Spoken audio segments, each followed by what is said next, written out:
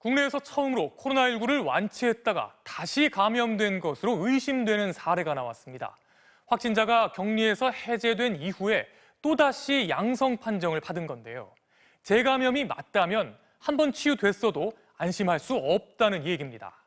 그렇다면 치료제나 백신은 효과가 있는 건지, 어떻게 대비해야 하는 건지 먼저 이재민 기자가 보도합니다. 코로나19에 2번 걸린 걸로 보이는 확진자는 20대 여성입니다. 지난 3월 확진돼 치료를 받고 격리 해제를 했지만 4월 초 다시 양성 판정을 받았습니다.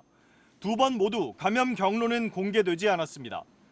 방역당국은 첫 확진 때 나온 바이러스와 두 번째 확진 때 나온 바이러스는 유전자 형태가 서로 다를 수 있다고 설명하고 있습니다. 그동안 코로나19 회복 과정에서 처음에 음성 판정이었다가 이후에 양성으로 바뀐 이른바 재양성 사례는 600명이 넘습니다. 이 같은 재양성은 환자 몸속에서 죽은 바이러스가 검출됐거나 아니면 애초에 바이러스의 양이 너무 적어서 음성으로 나왔던 경우가 대부분이었습니다. 하지만 재양성과 달리 완전히 회복했다가 또다시 감염된 걸로 의심된 경우는 이번이 처음입니다.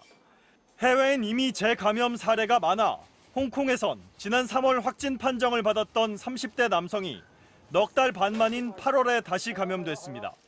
첫 바이러스는 미국에서, 두 번째 바이러스는 스위스에서 유행한 바이러스와 비슷했습니다. 今次咧就好肯定啦，就話其實第一次感染之後咧，就算你係隨時可以有第二次感染。 이탈리아, 네덜란드, 벨기에, 브라질 등에서도 재감염 사례가 나왔는데 처음은 가벼운 증상이었다가 두 번째는 폐렴처럼 심한 증세를 겪는 경우도 있었습니다. 이 때문에 의학계에선 현재 개발 중인 치료제나 백신이 바이러스 변형에 얼마나 대처할 수 있는지가 중요하다고 지적하고 있습니다.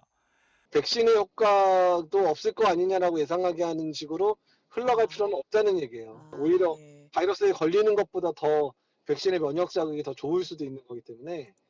독감 백신조차 몇 달 지나면 효과가 떨어지는 만큼 코로나19 바이러스의 변형이 있더라도 백신은 반드시 필요하다는 겁니다.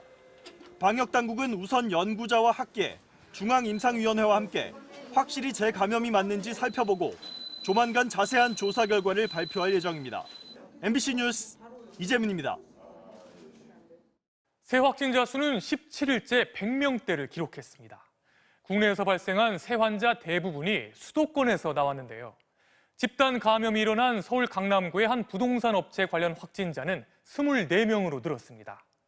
더 걱정스러운 건 감염 경로를 알 수 없는 환자의 비중이 연일 최고 기록을 갈아치우고 있다는 겁니다. 앞으로 열흘가량 남은 추석 연휴가 최대 고비가 될 것으로 보입니다. 박윤수 기자가 보도합니다. 서울 강남의 한 빌딩. 이 건물 9층에 입주한 부동산 컨설팅 업체 동훈산업개발에서 코로나19 집단 감염이 발생했습니다. 지난 15일 여성 직원 1명이 감염된 데 이어 직원과 가족 등 23명이 무더기 확진 판정을 받은 겁니다. 지금까지 파악된 검사 대상자만 181명, 확진자가 더 나올 가능성도 있습니다. 직원들은 밀폐된 공간에서 다닥다닥 붙어 앉아 하루 종일 전화 상담 업무를 했던 것으로 조사됐습니다. 환기 불량이라든가 식사도 거기서 일부 한 것 같고 식사하게 되면은 마스크를 또 벗을 수밖에 없잖아요. 서울 세브란스 병원 관련 환자는 48명까지 늘었고 경기도 광명 기아차 공장에서도 직원 2명이 더 확진됐습니다. 수도권 중심의 확산세가 잡히지 않으면서 누적 확진자는 이제 10,000명에 육박했습니다. 새로운 감염고리가 늘다 보니 감염 경로를 조사 중인 환자의 비율도 28.1%로 치솟아 닷새째 최고치를 경신했습니다. 당장 수도권을 중심으로 미분류 사례도 숫자가 많기 때문에 역학조사, 추적조사에도 더욱 만전을 기하겠습니다.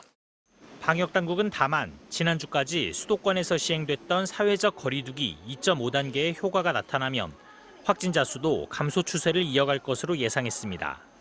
이런 가운데 정부는 지난달 23일부터 시행 중인 비수도권 지역의 사회적 거리두기 2단계 조치의 추가 연장 여부를 내일 결정해 발표할 예정입니다. MBC 뉴스 박윤수입니다. 오늘은 수도권에서 사회적 거리두기가 2단계로 완화된 뒤 맞은 첫 주말인데요. 어젯밤 도심의 유흥가는 가는 곳마다 인파로 북적였다고 합니다. 오늘 낮에도 공원에선 마스크도 안 쓰고 운동하는 시민들이 눈에 띄었는데요. 이러다 다시 감염이 번지는 건 아닌지 걱정스럽습니다. 조희영 기자가 현장을 다녀왔습니다. 수많은 인파가 몰려든 서울 홍대거리. 술집 안에는 사람들이 북적이고 입장 대기줄이 바깥으로 길게 늘어선 곳도 있습니다. 한 술집 앞에는 다닥다닥부터 흡연하는 모습이 포착됐습니다. 술에 취한 사람들은 길거리에서 단체로 노래까지 따라 부릅니다.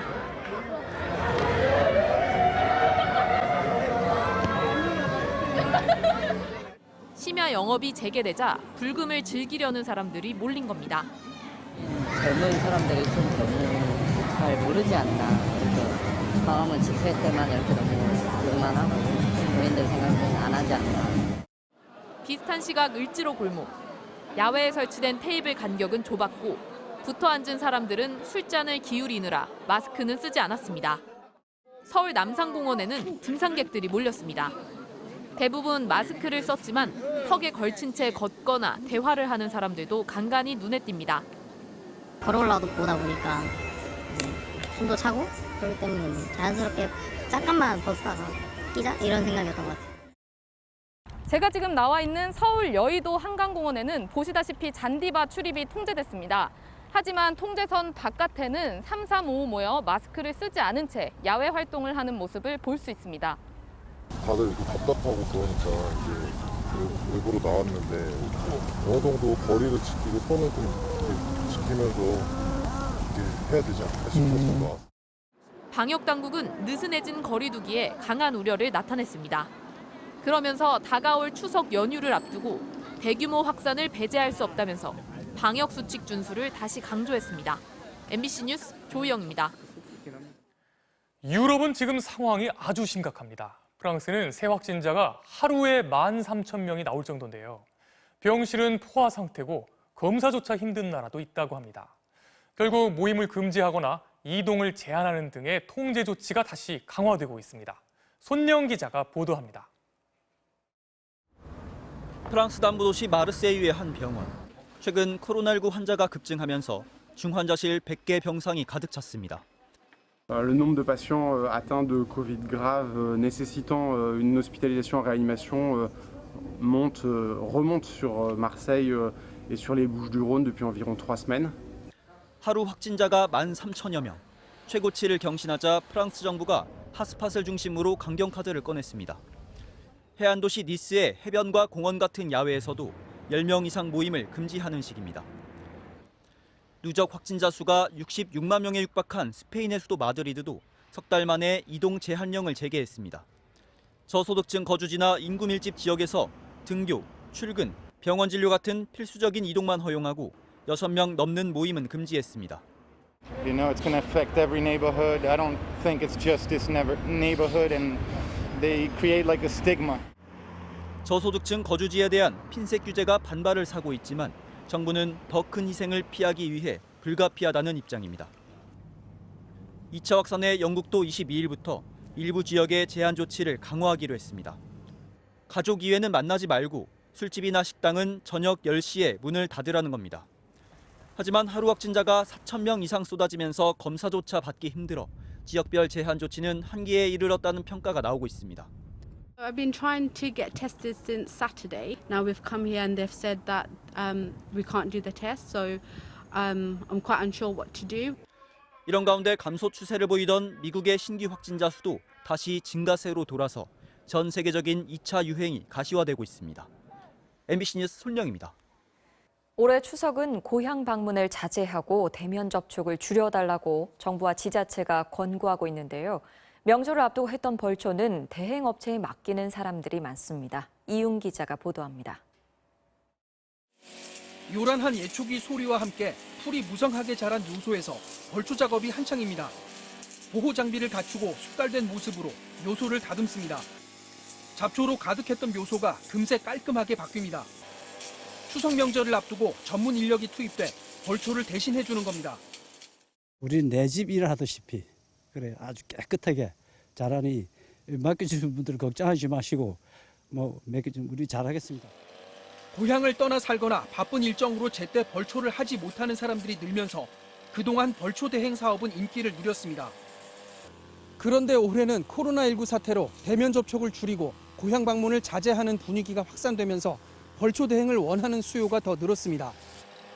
강릉시 산림조합의 경우 올해 추석을 앞두고 벌초 대행 서비스가 이루어졌거나 예약된 묘소는 600여 기로 작년 이맘때보다 150여 기 늘었습니다. 만족도가 높아 추석을 앞두고 출향 및 유입에 따른 코로나19 확산 방지에도 많은 도움이 될 것으로.